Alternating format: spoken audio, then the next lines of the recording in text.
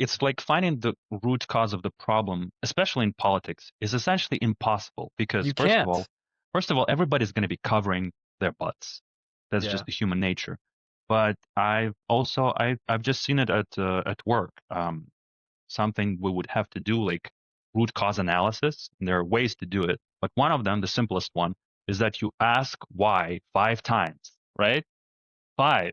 So it's five because it's not one, because one is not deep enough. If you ask, why did the thing go down? Oh, it's the person forgot to do it. Right, but why did he forget? Because you see that he didn't just forget because out of nothing. There's got to be a reason. Oh, he forgot because he was overwhelmed with work. There was too much on his plate. Why did he have too much work on his plate? Why did his manager not figure that out and prevent this? And this is how you get to the actual, more or less deep enough root cause where you're able to fix systematic problems. But it requires that deep analysis. And also, it points out that there's always the next why. There's always something happened that Yeah. caused this to happen. Who's at fault? Who is the first guy who messed it up? You know, goes back all the way to back to Adam and Eve, bro. Yeah. If you want to make full accountability, then yeah, it Yeah, goes yeah. a long Let's way, make right? full root cause analysis is needed here. Yeah.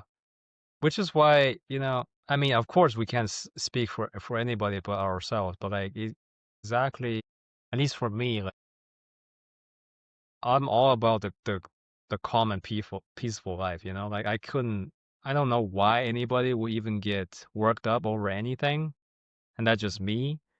But apparently, I couldn't comprehend like how you would not realize that you live a miserable life because you make it so. There's so many problems that it's not other people's fault. It's not other people making you miserable. It's you Right. yourself, right? Yeah. What you comprehend, how you think your life is going, or how you justify things, and how you, uh, and the things, the stuff that you worry about, right? It's like I don't think worry doesn't make any difference, right? Even if there's a legitimate concern, it still does not matter that you worry because it still doesn't solve anything, right? It's actual actions that solves actual issue.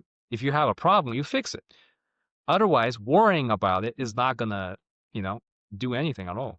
Yeah, I think it's a combination of some patterns that people learned and also some emotional trauma.